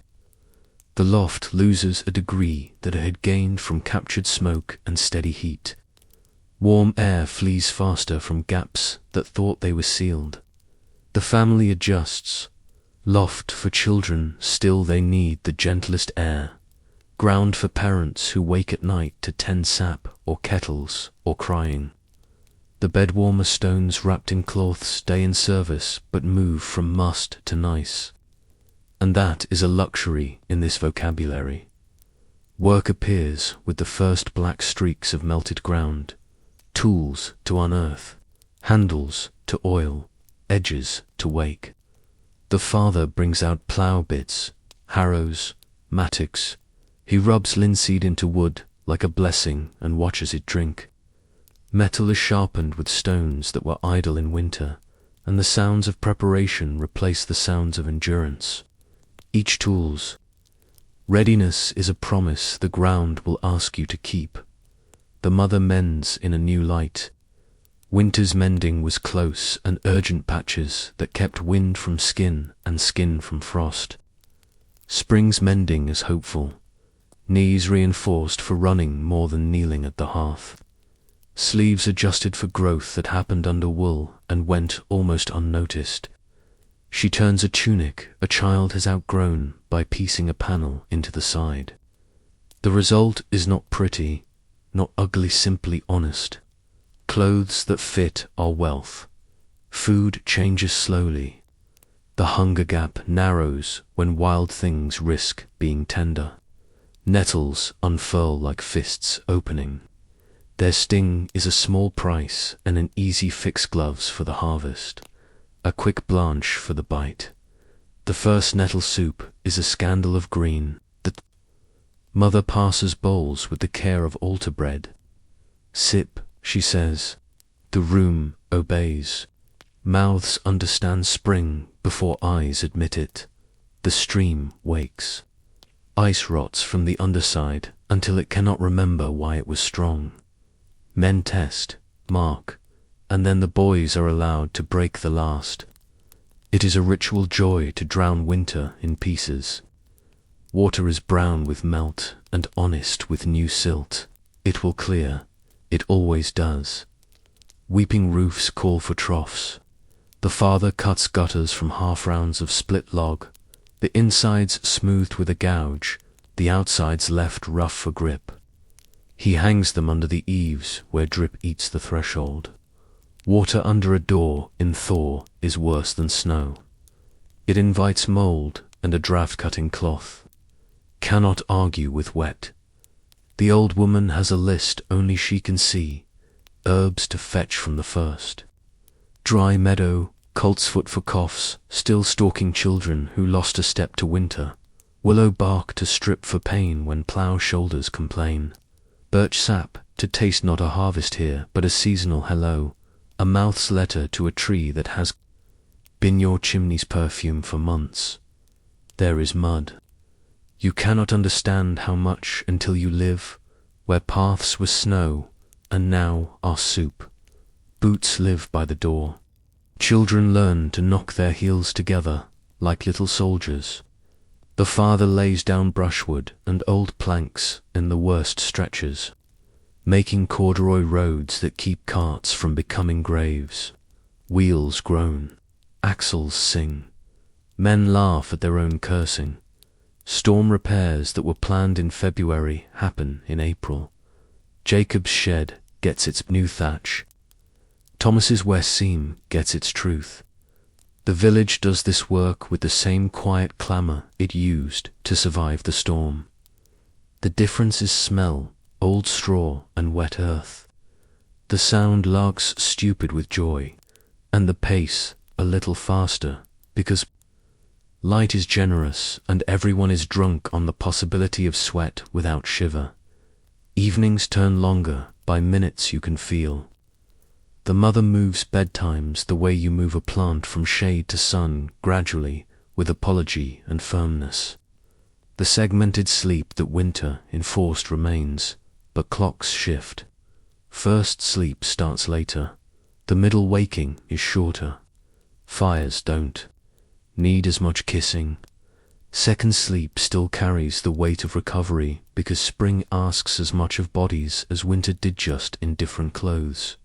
The sick boy no longer sick, but forever marked in the grandmother's head as the one who scared us that night, makes his first full journey to the stream and back with a pail that is heavier than pride but lighter than memory. He returns, flushed, not fevered. He receives a slice of bread with a smear of the last honey from Thomas's jar.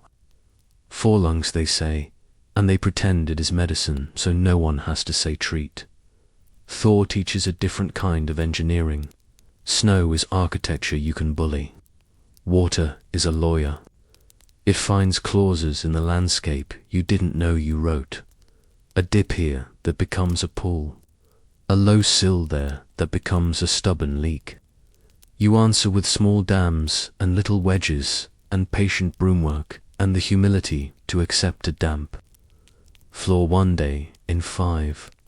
Candles or rushlights, when candles of fantasy burn, a touch longer, then a touch shorter, and then not at all as the room learns to be itself without flame.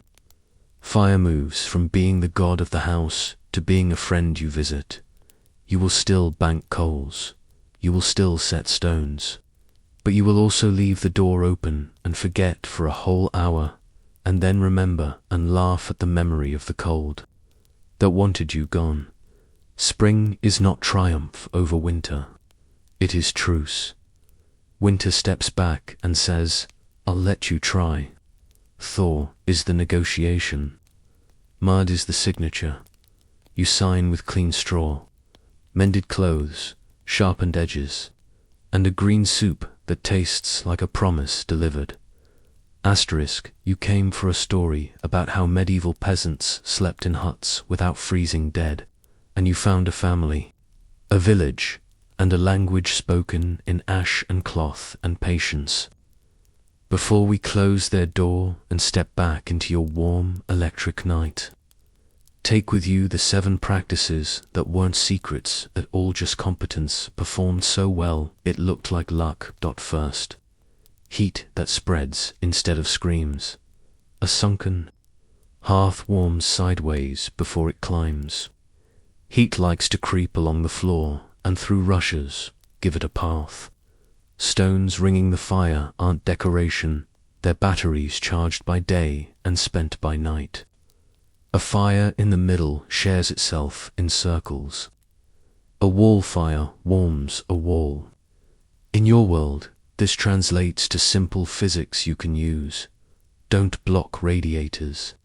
Push a little air at ankle height so warmth glides across the room, and whenever you burn, heat the mass around the flame so it keeps giving after the bright part is over. Second, build a room inside the room. Blanket tents, bed curtains, and rolled draft snakes shrank the climate you must control. Children take the loft, where warm air pools. Watchful adults sleep groundside near the coals. Furs belong on top, not under. Straw must be fluffed, not flattened. Nightcaps aren't quaint, they're lids on teapots. You can borrow this trick without a thatched roof. Close off rooms you don't need. Hang a heavy blanket over a bedroom door and wear a light beanie to sleep so you feel comfortable at a lower thermostat. Backpackers already know the rule by another name. A breathable inner tent beats a heavy shell when you understand where your warmth lives. Third, treat fire as a language. Oak keeps, birch catches. Ash tells the truth. Pine brings light and a little mischief. You bank with ash, not hope, and breathe at the right time so you don't blow away the coal you need. You never waste a burn. You dry shoes, warm stones, steep medicine, smoke herbs. You carry coals like secrets. In modern kitchens and living rooms, fuels still behave like themselves. A gas flame isn't a hairdryer. An oven's leftover heat can dry mittens and herbs. Mugs and pans pre-warmed by residual warmth mean the main flame has less work to do. Fourth, manage breath. In bitter air, lungs hate the world, so you make a tiny microclimate at your fossa. Like cloth to warm incoming air and keep exhaled moisture from frosting your own skin. Beds are microclimates too. You seal their edges, avoid sweating at night, and use stone warmers at the feet so the core stays generous. A midnight sip of hot broth reminds blood how to move. Translate that forward. A thin scarf over your mouth. On the coldest mornings will soften the chest ache you call cold air asthma. A warm drink will fix I can't get warm faster than another blanket. And managing the person is often smarter than overheating the room. Fifth, sleep in. To axe when the night demands it. First sleep, a middle waking, and second sleep aren't failure, they're intention. The wakeful interlude tends the fire, checks the child, adjusts the room, and unknots the mind. You return to bed as if slipping back into a story, not starting a new book in a lit world. When you snap awake at 3, keep the light low, do one small useful thing, and ignore the phone that pretends to be daylight. Competence reassures the body. Sleep comes back when it's been answered rather than argued with. Sixth, remember that animals are living radiators and plants are winter doctors. A goat or a pair of sheep indoors on the worst nights added degrees, not romance. Chickens clustered like a quilt, contributing heat by existing. Herbs, elder, yarrow, coltsfoot were medicine before bottles had labels. The healer's magic was simply observation layered over time. In a city apartment, the modern version is gentler but real. Bodies gathered lower the thermostat without lowering comfort. A pantry of useful teas, ginger to warm, thyme for cough, mint to open often beats a second box of tissues, and honey, bartered from a neighbor, lives at the intersection of chemistry and community. Seventh, understand that community is insulation you cannot buy. A single house is a candle in wind. A village is a hearth. Snow moves faster under 10 shoulders. A midwife's knock, a boy's message about new ice, a loaf walked through cold. Those acts are equivalently warm. In your cul-de-sac or hallway. This is as practical as learning 3 neighbors' names and one thing they do well, offering the same in return, sharing the tool you have 2 of, and agreeing who checks whom during outages. Community isn't a feeling. It's a list of promises you intend to keep. Now turn back for a last look at the family who taught you all this, without meaning to. It is late spring. The sleeping loft straw smells of sun instead of smoke. The boy who terrified you in winter now has scabbed knees and a new gap in his teeth from a fall you missed because life sped up. The goat complains properly at fences because grass elsewhere is always greener, and sometimes it actually is. The father's shoulders are a map of lines carved by harness and weather and contentment. The mother's hands are clean for exactly 12 minutes at a time and look like saints' hands in a painting work made holy by nothing except repetition and love. The grandmother sits in the door's square of light and watches clouds the way other people watch clocks. They still sleep with knowledge, not luck. High summer will send the blanket tent up to the rafters. Autumn will bring the long ballet of gathering, drying, and salting. When the first frost walks like a gentleman through the field and plucks a wrong leaf, they'll nod. When hard cold returns, they'll rebuild the house inside the house.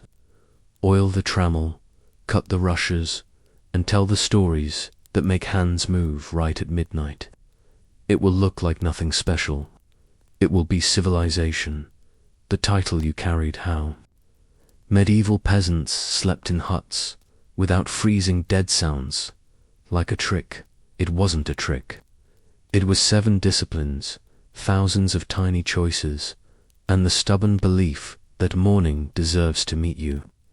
You may never bank a hearth with ash or hear your roof sing under a star-soared sky. But somewhere, this winter or next, the power will go out. The price of heat will jump, or a storm will squat over your city for 3 nights. And you'll remember a goat's breath steaming in a corner, a hand testing a child's ribs, and an ember that refused extinction because someone laid a birch twist near. You will build a room inside your room with blankets and chairs, and the lanky body of a teenager who complains and stays. You will boil water because boiling water is a spell. You will set a stone on the stove, wrap it, put it at your feet, and feel your heart unbuckle a notch. You will text to neighbors and trade the thing you're rich in for the thing you lack. You will sleep twice and call it strategy. And in the morning, when the light is a coin in your palm, you will say, with surprise that feels like joy, it is the day. Close their door gently. It has survived worse than your hand. Step into your own hall with your own age's brightness. The world is warmer now by wires and engines and genius stacked on genius. But the old physics still holds. Heat spreads sideways. Blankets trap small skies. Breath warms breath. And people keeping promises are warmer than any fire. That is how they lived. That is how you will. Asterisk.